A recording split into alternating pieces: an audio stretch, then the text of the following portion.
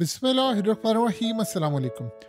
रूस अब तक का सबसे बड़ा इकदाम करने के लिए जा रहा है, और अगर ये इकदाम हो गया तो ये ज़हन में रखिएगा, इसराइल और अमेरिका के खिलाफ एक ऐसी फोर्स कायम हो जाएगी जिसको आहिस्ता आहिस्ता बाकी तमाम ताकतें ज्वाइन करना शुरू हो जाएंगी, और फिर सही मायनों में इसराइल और अमेरिका की फौजों के खिलाफ एक बड़ी फौज लड़ाई के लिए मैदान में उतरेगी। सीन ये हुआ है कि रूस अब तैयब उर्दुगान और शाम के सदर बशारुल असद की सुलह करवाने के लिए जा रहा है, और ये असल में इतनी बड़ी मीटिंग हो रही है जिसमें ईरान, रूस, शाम और तुर्की, इन तमाम कंट्रीज के फॉरेन मिनिस्टर और वफद ये करने जा रहे हैं बहुत बड़ी मुलाकात। और इसमें सबसे बढ़कर रूस इनके दरमियान करवाने जा रहा है एक एग्रीमेंट, यानी दूसरे लफ्जों में समझ लें बशारुल असद की और तैयब उर्दुगान की आपस में करवाने जा रहे हैं सुलह। इस सुलह के तहत एक एग्रीमेंट किया जाएगा।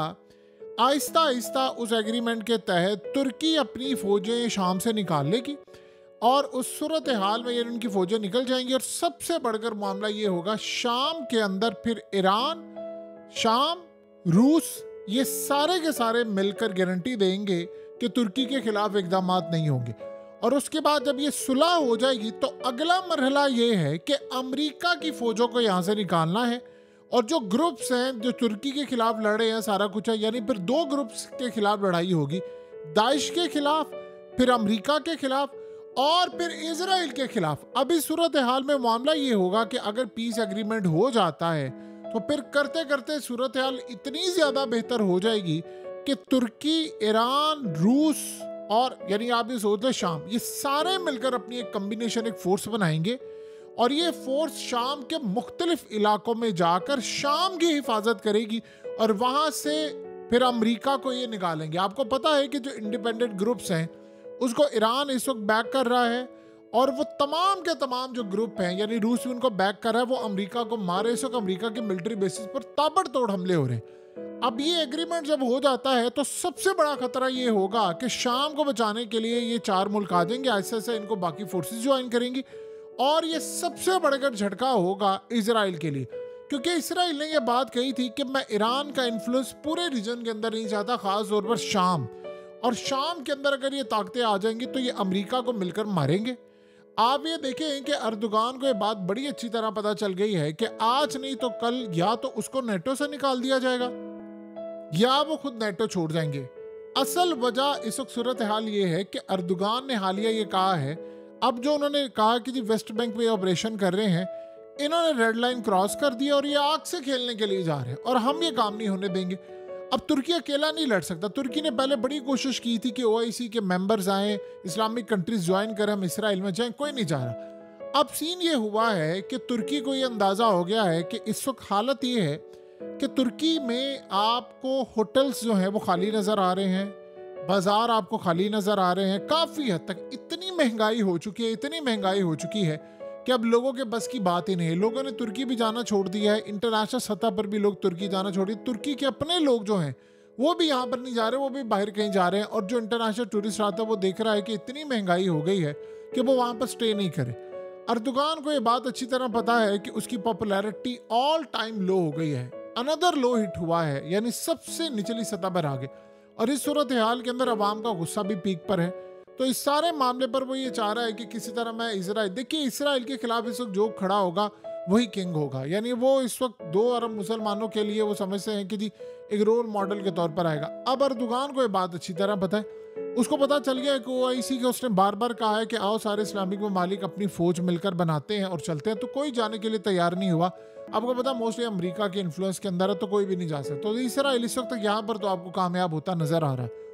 अब असल में रूस ने ये कहा है कि इससे बेहतर ये है कि हम अपनी फोर्स बनाएं, तो ये पहले इनकी सुलह करवा कर ये सारे आएंगे शाम के अंदर, शाम में आएंगे, फिर उसके बाद ये मारेंगे अमेरिका को, और जो वेस्ट बैंक के अंदर अब लड़ाई होने वाली है जो बिल्कुल उरूज पर है। अब मिसाल के तौर पर आप ये देखें कि इस वक्त ये मनाजिर जो तस्वीर हैं, ये इन्होंने कहा वो कैदी थे जो हमास की कैद में थे, और इजराइल ने दावा किया है कि जी इन्होंने इनको मार दिया है, जबकि हमास ने कहा जी हमने नहीं मारा, इजराइल ने ऊपर से बमबारी की है, और बमबारी करके उन्होंने बिल्डिंग तबाह की है, तो ये उसके अंदर थे, ये मारे गए हैं। तो ये सारा इसराइल की फौज। अब अवाम वहां पर सड़कों पर निकली हुई है, वो कह रही है जी हमें नहीं पता, हमने तुम्हें कहा था डील करो डील करो, डील नहीं हो रही। अब जाहिर सी बात है डील इसलिए नहीं हो रही है, वेस्ट बैंक ऑपरेशन करने के लिए जा रहे हैं। अब अर्दोगान को ये बात पता है कि वेस्ट बैंक ऑपरेशन शुरू हो गया, ये लास्ट फेज है, इसके बाद ये पूरा मुल्क हाथ से निकल जाएगा और मेरी पॉपुलैरिटी क्या इस्लामिक कंट्रीज में बहुत सारे लोग जो है वो घरों को चले जाएंगे, हुक्मरान बदले जाएंगे। यानी आप ये देखिए ना, कुछ इंतखाबात में आउट हो जाएंगे लोग, वोट उनके खिलाफ देंगे और लोग इस वक्त गुस्से में हैं कि यार आप जा क्यों नहीं रहे मदद करने के लिए। तो अर्दोगान को अब ये बात समझ आ रही है कि रास्ता कुछ नहीं है, एक ही रास्ता ये है कि कोई ज्वाइन करे। सबने इनकार कर दिया है, ईरान, तुर्की, शाम और फिर उसके साथ इंडिपेंडेंट जो ग्रुप्स हैं, लेबनान है, ये सारे के सारे तुर्की के साथ मिलकर एक फोर्स बनाने जा रहे हैं। जो भी इन फोर्स का इकदाम होगा फिर ये कल को प्लान अब करेंगे कि लड़ने के लिए, फिर उनके साथ चाहे अफगानिस्तान को शामिल करें, फिर और ममालिक को शामिल करें। अब ओआईसी के ऊपर कोई निसार नहीं है कि भाई वो मुल्क आएंगे फलाना आएंगे, ये अब सीन होने जा रहा है। तुर्की के अपने हालात बहुत ज़्यादा ख़राब हो चुके हैं, उसको मैनेज नहीं किया जा रहा। अर्दोगान की पॉपुलैरिटी ऑल टाइम लो है, बिल्कुल ज़मीन बोसा। तो अब इसको यहाँ पर कुछ ना कुछ तो कवर करना है। अब ये अग्रीमेंट जब हो जाता है तो ये बहुत बड़ी विक्ट्री है। फिर उसके बाद असल में शाम के अंदर वो कर क्या रहे हैं कि इख्तलाफात को ख़त्म कर रहे हैं। रूस और ईरान का रोल बढ़ता जा रहा है, रूस के पास हथियार है, वो चाह रहा है कि अब सब मिलकर, रूस असल में ये मेन चीज़ चाह रहा है कि सब मिलकर लड़ें इजराइल के खिलाफ और अमेरिका के खिलाफ। पहले वो अमेरिका के खिलाफ था, लेकिन कल की जो स्टेटमेंट आई उससे बड़ा क्लियर हो गया कि वो अब इसराइल के खिलाफ मैदान में आ गया। रूस की जानिब से कहा गया है कि मिडिल ईस्ट में एक ही ताकत है जो चाह रही है कि बस पूरी दुनिया की तबाही हो जाए, जंग छिड़ जाए, कुछ हो जाए, और उस ताकत का नाम है इसराइल। तो आप ये सोचे इतनी बड़ी स्टेटमेंट देना ये कोई छोटी बात नहीं होती। सो लिहाजा इस सारे मामले के अंदर चीज़ें जो है वो खुलकर सामने आ गई हैं। अब यही वो वजह है कि लड़ाई अब अपने पीक को पहुंचने वाली है। अब ये सारी ताकतें इकट्ठी होंगी तो वो जो ग्रुप्स हैं उन ग्रुप्स को अमेरिका के खिलाफ इस्तेमाल किया जाएगा, ड्रोन्स दिए जाएंगे, वो ऑलरेडी वहाँ पर लड़ाई करें। फिर उनकी तुर्की ये चाहता है कि कुर्दों का जो ग्रुप है उसको ये मैनेज करे, फिर ऐसा ऐसा ईरान उसको मैनेज कर रहा है। फिर हिजबुल्लाह की प्रिजन्स आपको पता है, फिर शाम से उनको कितनी सपोर्ट मिलती है।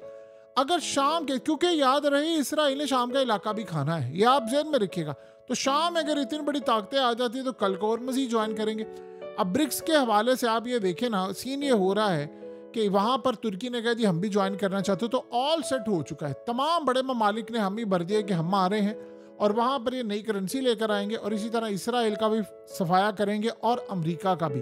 अब अगला जो मरला ये है, वो ईरान के जो प्रेसिडेंट हैं वो इस वक्त पुतिन ने उनको बुलाया है, वो रूस पहुंच रहे हैं। तो ये बहुत बड़ी डेवलपमेंट है कि वहाँ पर समिट भी हो रहा है ब्रिक्स का, वहाँ पर इनकी मुलाकात भी है। इस सारे सिनेरियो के अंदर नई जो बिसात है वो इस वक्त बिछाई जा रही है, और इस सूरत हाल में वो नाटका बंद करें अमेरिका का। देखिए शाम के अंदर से इनका प्लान है कि सबसे पहले अमेरिका को निकाला जाए। अर्दोगान को ये बात अच्छी तरह पता है। आपको पता है कि चंद दिन पहले इसराइल ने कहा है नेटो को, ने कहा निकालें तुर्की को यहाँ से। जब उसने कहा था कि मैं इंटरवीन करूंगा, और उसके बाद अर्दोगान चुप हो गए। अर्दोगान असल में चाह रहे हैं कि मैं अकेला जाकर ये करूंगा, ये नेटो से निकाल देंगे, मुझ पर पाबंदियां लगा देंगे। इसराइल का बड़ा यानी हर तरह से उसकी ताकत है, सब कुछ है। तो वो ये चाह रहा था इस्लामिक वर्ल्ड मिलकर ये काम करे। किसी ने उसका साथ नहीं दिया, कोई फौज बुलाने को तैयार नहीं है, कोई भी मामला नहीं है। तो अब ये होने जा रही है डील। इस डील के बाद ये इसराइल, जब मिसाल के तौर पर बहुत सारे ऐसे इलाके हैं जहाँ पर तुर्की का इन्फ्लुएंस है, बहुत सारे इलाके जहाँ पर ईरान का, रूस का है, ये चाह रहे हैं कि सारे के सारे शाम के अंदर उन ताकतें जो हैं वो सारी की सारी इत्तेहाद में आ जाएं। फिर अगर मिसाल के तौर पर इसराइल हमला करता है तो इसराइल को ताकतें तबाह करें। मिसाल के तौर पर तुर्की अपना असला ले है, उसके बाद लेट्स से S-400 है, वो भी यूज़ हो सकता है। तुर्की के जो हथियार हैं, ड्रोन्स है, वो चीज़ें इस्तेमाल हो सकती है। फिर ये सारे एका कर लें कि हमने शाम को बचाना है। शाम को जब बचाने की बात आ जाएगी तो फिर ये याद रखिएगा, फिर इसराइल के लिए बड़ा झटका है, क्योंकि यहाँ से फोर्सेस का आसानी के साथ इसराइल में जाना कोई बड़ी बात नहीं है। शाम के अंदर आपको पता है पहले ही रूस की फौजें मौजूद हैं, और बशार अल असद अगर आज आप देखें बचा हुआ है तो वो सिर्फ और सिर्फ याद रखिएगा पुतिन की वजह से बचा हुआ है। यानी उसकी कोई वजह नहीं था, अगर उसकी फौजें यहाँ पर ना आती तो इसका तो सफाया हो गया था। ईरान का इन्फ्लुएंस शाम में बहुत ज़्यादा है। अब ये लड़ाई जो है वो एक नए रुख इख्तियार करने जा रही है। प्लान ये हुआ, जैसे मिसाल के तौर पर आप देखिए यमन को टास्क दिया गया है कि आपने समंदरों में अमेरिका की फौज को भगाना है या मारना है, तो वो तो कामयाब हो गए ना। अब वो जहाज उड़ा रहे हैं और अमेरिका की जो फौजें हैं वो इसराइल तक महदूद हो गई हैं। तो वहां पर अगर इसराइल के साथ अमेरिका और बाकी ताकतें हैं तो ये यहाँ पर अपनी ताकतें बिछा रहे हैं। क्या ऐसा ऐसा बाकी ममालिक भी हैं?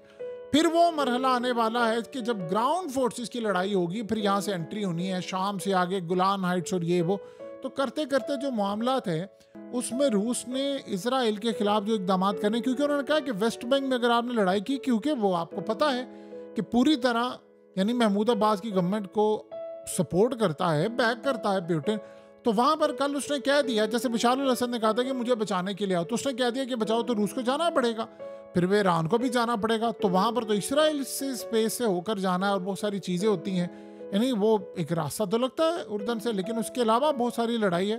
तो करते करते जो मामलात हैं, अब ये भी यहाँ पर मामला काफ़ी हद तक बढ़ा रहे हैं, जिससे इसराइल को भी बड़ा झटका है और अमेरिका को बहुत बड़ा झटका है कि ये सारे मिलकर अब इधर अगर आ रहे हैं तो इनके आपस के इख्तलाफात खत्म हो रहे हैं। तो मेरे लिए बड़ी तबाहकुन सूरत हाल है।